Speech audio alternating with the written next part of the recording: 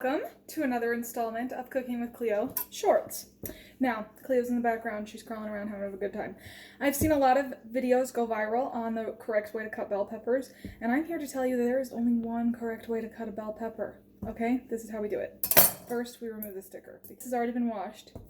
We are going to cut the top off and cut the bottom off. Now, slice down the middle. Okay? We're just going to slice the inners out. Okay, perfect. And now we're ready to do some bâtonnets. This knife needs to be a little sharper. Okay, we have perfect bâtonnets now.